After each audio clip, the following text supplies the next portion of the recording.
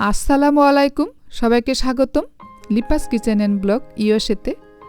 So আজকে আমি তৈরি করব টক ঝাল জলপাইয়ের আচার। সো বাজারে এখন জলপাই পাওয়া যাচ্ছে, তাই আমরা আচার করে রাখতে পারি সারা বছরের জন্য।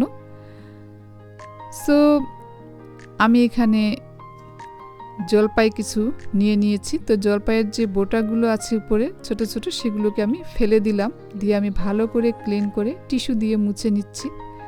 আর জলপাইটা আমি ঠিক এইভাবে করে দাগ দিয়ে দিচ্ছি স্কিনের উপরে, মানে ভিতর পর্যন্ত যেন দাগটা যায়, বীজের কাছে পর্যন্ত।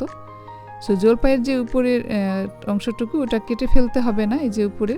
সো এভাবে রাখতে হবে, কোনো সমস্যা নেই। তো এখানে আমার 1.5 পাউন্ডের মতো জলপাই আছে। আমি এখন লবণ দিয়ে মেখে 5 মিনিট রেখে দেব। জলপাইয়ে আচার করার জন্য যে মশলাগুলো লাগতেছে, এখানে আমি 2 টেবিল চামচ সরিষা গুঁড়ো করে নিয়েছি, আর বেটেও নেওয়া যাবে। তো আমি এখানে সাদা সরিষাটা নিয়েছি, কালো সরিষাটাও নেওয়া যাবে।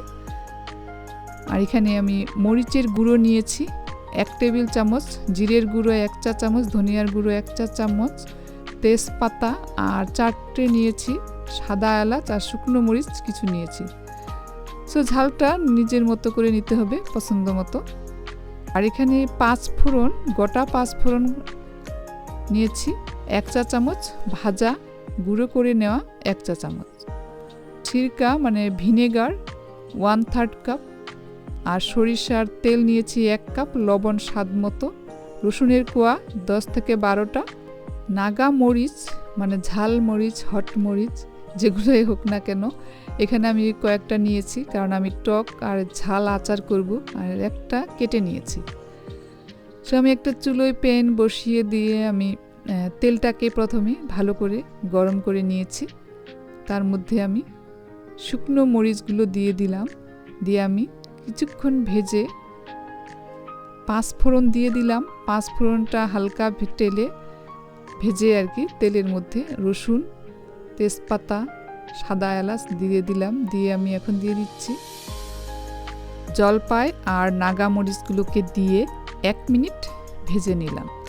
সো 1 মিনিট ভেজে নিয়ে আমি ঢেকে দিচ্ছি। সো আমি 2 মিনিট ঢেকে রাখবো। আমি 2 মিনিট পরে ফিরে আসছি। সো 2 মিনিট পরে আমি ফিরে আসলাম। এখন আমি আরও কিছুক্ষণ ভেজে নিয়ে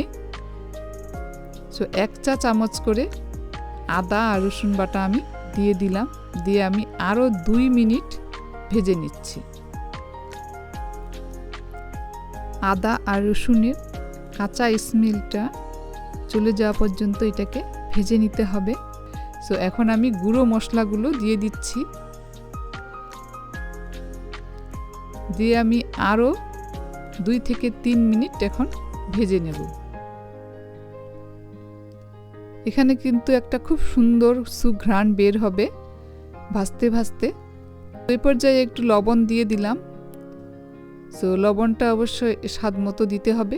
তো দিয়ে আমি ঢেকে 5 মিনিট রেখেছি। সো তার মধ্যে আমি একবার নেড়ে দিয়েছি। সো চাইলে একটু চিনিও দেওয়া যায়, তখন চিনিটা দিতে হবে 1/3 কাপ। তবে চিনি দিলে আর টক ঝাল আচার হইল না।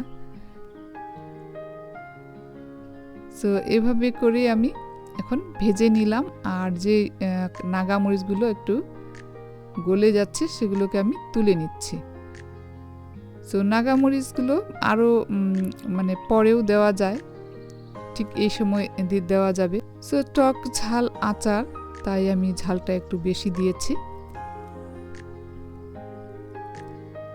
সো আমি এখন ভিনেগারটা দিয়ে দিলাম, আর 5 ফোড়ন গুঁড়োটা দিয়ে আমি প্রায় 2 থেকে 3 মিনিট ভেজে নেব আরও। সো খুব ভালো করে ভেজে নিতে হবে, যতক্ষণ পর্যন্ত না তেলটা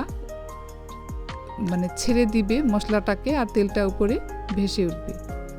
তো আমি একটা দেখিয়ে দিচ্ছি, খুব সুন্দরভাবে সিদ্ধ হয়ে ভিতর পর্যন্ত চলে গিয়েছে মশলার যে ঘ্রাণটা।